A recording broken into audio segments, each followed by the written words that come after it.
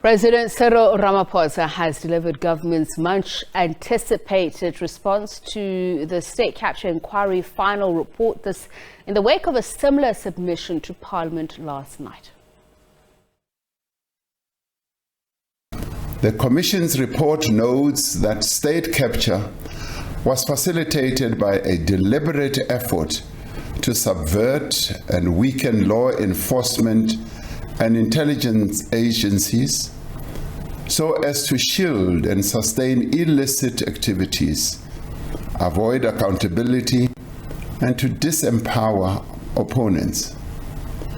That is why, even as the State Capture Commission was being appointed in 2018, this administration was taking decisive steps to end state capture and rebuild our institutions. Since the start of 2018, we have appointed new leadership at the Hawks, an institution that was targeted for weakening, which has since then secured 4,500 convictions for corruption and other priority crimes. The National Prosecuting Agency was another institution that was deliberately weakened. We have appointed a new National Director of Public Prosecutions on the recommendations of an independent panel following a transparent public process. We established the NPA Investigating Directorate to prosecute state capture and other significant corruption cases. And now, to further strengthen existing anti-corruption capabilities, the Investigating Directorate will be established as a permanent entity within the NPA. We appointed the SIU Special Tribunal to expedite the recovery of stolen goods. Since its establishment, it has recovered over 8.6 billion rand. We undertook measures to end corruption and the politicization at State Security Agency. We amended the State Capture Commission regulations to enable the sharing of information and resources within the NPA and other state capture cases. We appointed new leadership at the South African Revenue Service, SARS, and are rebuilding the institution in line with the recommendations of the Zondo Commission, which were also endorsed by the State Capture Commission.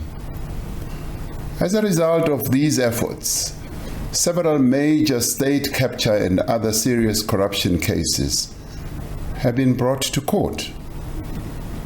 Yesterday, I submitted to Parliament the Cabinet's response to the findings and recommendations of the Commission of Inquiry into State Capture in fulfillment of an order by the judiciary.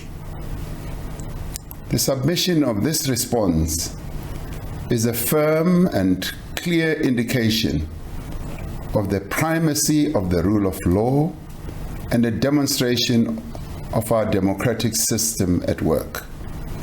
This response constitutes an ethical, moral, and institutional departure from the abuses revealed by the State Capture Commission. This response is also intended to be a platform to mobilize all sectors of our society against fraud, corruption, and state capture now and into the future. Let's get various reactions now. Joining us is CASAC's Executive Secretary Lawson Naidoo on his views of the President's address outlining government's plan of action in response to the Zondo Commission report. A very good evening to you, and thank you so much for speaking to us. One of the things that the President said was that the public procurement bill will address quite a few of the report's recommendations, but what tweaks would need to be made? Because I believe the procurement is governed by Section 217 of the Constitution, which requires public procurement to be conducted in accordance with a system that is fair, equitable, transparent, competitive, and cost-effective. And we know this has failed. Indeed, it has. That was one of the issues that the President did address. And And I think removing political interference and political influence in the procurement system is critical.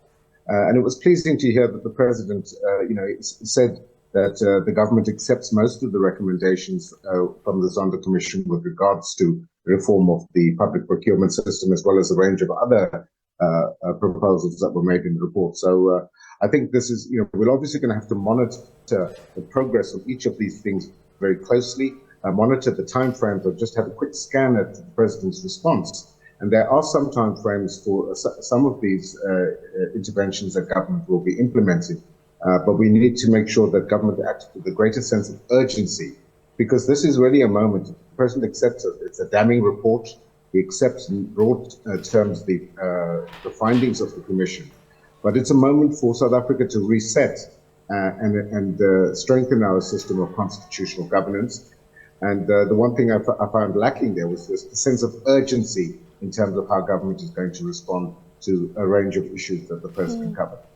Particularly with regards to amendments to this bill, I mean, some of the observations were made as far back as 2 decades ago, that firstly, there's no detailed procurement framework that actually gives effect to Section 217 of the Constitution that guides the determination and implementation of supply chain management policies. Policies are therefore drafted and implemented haphazardly, critics say, creating confusion and leaving room for non-compliance.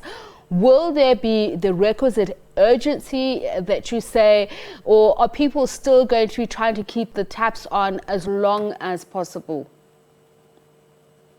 Well, I think, the president did say that the public procurement bill is being prepared at the moment and will incorporate many of the recommendations here.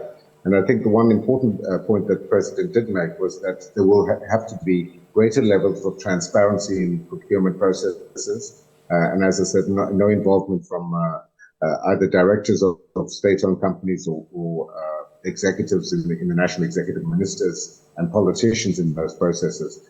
But we'll have to watch the detail very carefully to ensure that we do, in fact, secure the public procurement system. It's incredibly important. The country relies on that in terms of service delivery to a large extent, and we need to ensure that we're getting value for money from the public purse in regards to those goods and services that are procured by government at all levels, at the national level and provincial level, and very importantly also at a local government level.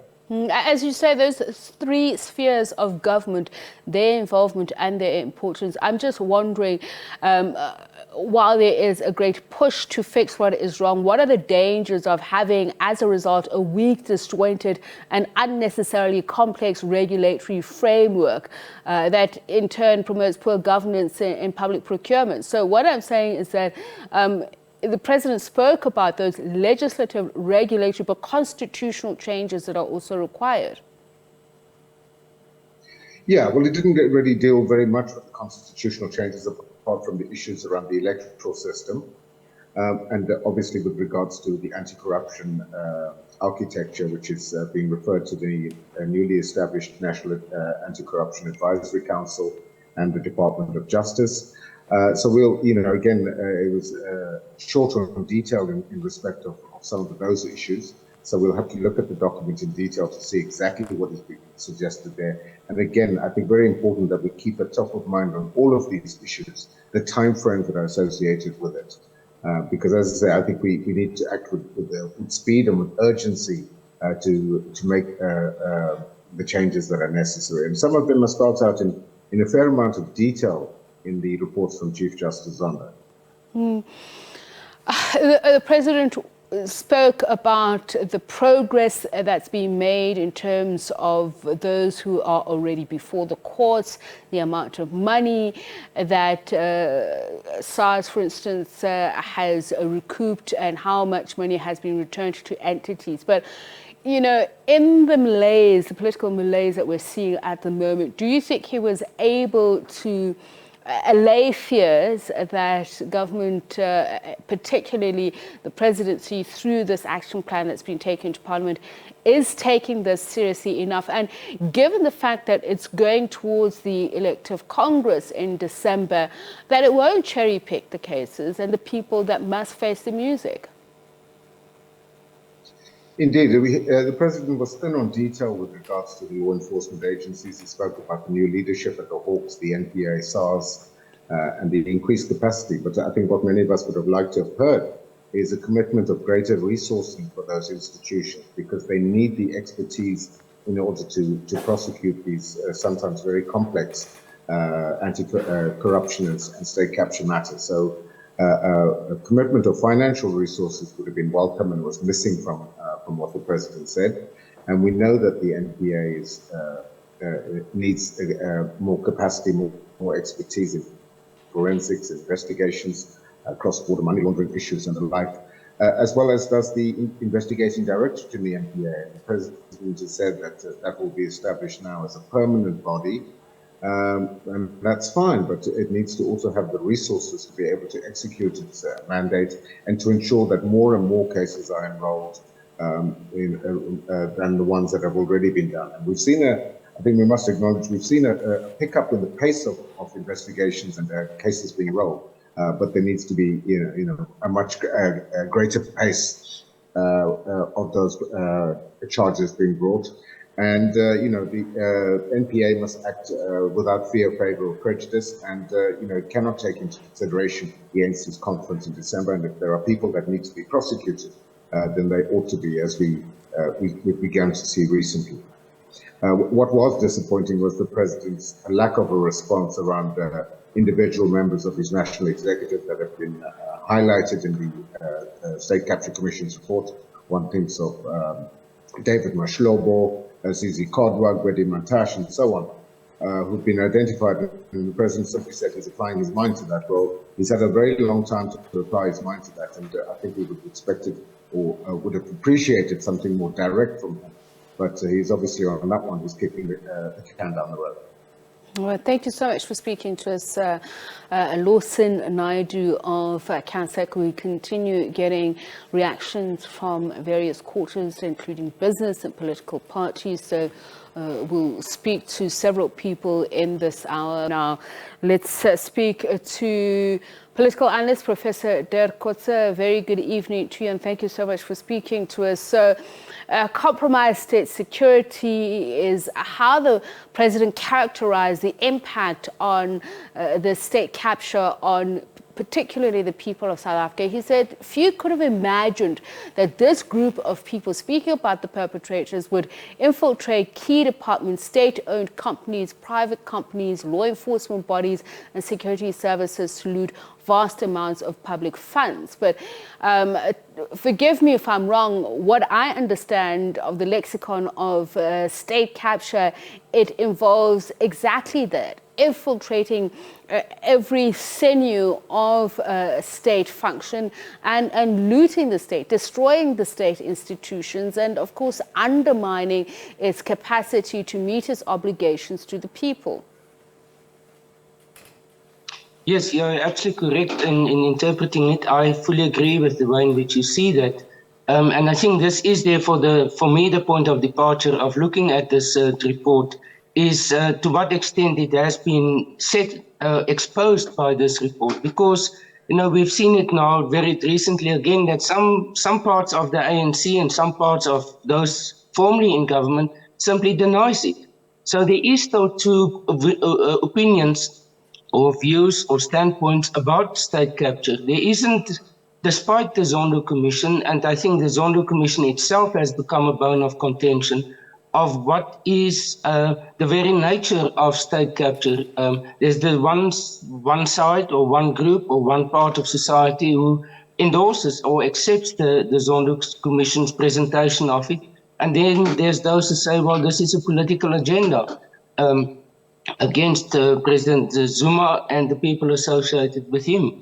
Now, I'm not sure whether what we've seen tonight is going to close that gap and whether there will be more consensus with respect to that. But it gives the position of government, and I think this is what the clarity is, what we have seen now today, in terms of the speech of President Ramaphosa, as well as the document of 76 pages, which I haven't myself yet read, but I think there will be more detail than what we've heard tonight in his speech. And it's said that if one is looking to rehabilitate, it first starts with the acceptance of the gravity of the situation. The president saying, if you could have imagined that from among the leadership of public institutions, from within our business circles, from among our public representatives and public servants would emerge a network of criminal intent. But how is that possible? Because we know that even the adage absolute power corrupts means that one has always got to be on guard of people looking for opportunities to loot the state coffers. So is there a lack of acknowledgement here that people are corruptible and leadership is actually particularly vulnerable to this? I'm not sure that he denies that or he questions that. I think what is for me the importance about the Zondo Commission is that they expose the scale of it. In many countries in the world, there are corruption. Even countries that pretend to be as far above corruption, it sometimes happens. And I think what is particularly exposing in the case of South Africa, it's not only government. It is the public sector, it is the media, it is part of other components of society that also became involved in it. Also companies or businesses from outside South Africa. Bell Pottinger is one of the best examples of that, but also some of the auditing companies. So in that sense, it gives us an indication of the network, the cobweb that was established over time, and how extensive that was, and that in itself deserves the notion of state capture. If it was single incidents of corruption, I don't think it would have been able to talk about it as a state capture, but the extent of it, the scope of it, I think is what was unique in this particular case. Okay, so let's talk about that. As we can see there, 26 state capture cases have been reported, about 89 investigations for alleged state capture transgressions. The president also is speaking about some of the improvements that have been made in fighting this, or that are going to be made, and that includes a new leadership at SARS and NPA, and promoting transparency in the appointment of particularly individuals at the top tier. The president, through the ANC's government policy, have always said it's important to professionalize some of these roles. But you mentioned Bell Pottinger, as some of them have been professionals who have the requisite qualifications for the job. So surely it must be about building a better system. He mentioned, for instance, an independent public procurement entity as an example of how to counter this. So are we saying we will be immune to state capture if we professionalize these services or SOEs and do away with deployment policies of the governing party? No, I don't think we can talk about that we will become completely immune against it. It is, obviously, it's about procedures, it's government procedures, but at the end, it depends on the people in those positions. And systems on their own cannot provide guarantees. It's the people who must implement them, and their professionalism, their level of ethics and of morals and values that they apply to that. So the human factor will always be there, but the systems is there in order to make it very difficult for them to manipulate or to abuse those systems. So it's a combination of those two. But I think what the Zondo Commission's reports in the first instance identified is the key importance of procurement in many of these situations, and that the procurement policy was not tight enough, was not watertight enough, and that part of their proposals, therefore, is to have a new look at procurement specifically, because that is one of the key points where the contracts and the opportunities for the abuse of contracts and of bidding processes can arise. So I think if that component is made or is reformed, that can already take one very far. But then it depends on the quality of persons to implement those new procedures or regulations. Professor Kotze, thanks much appreciated for your time. Professor Dirk Kotze is a political analyst.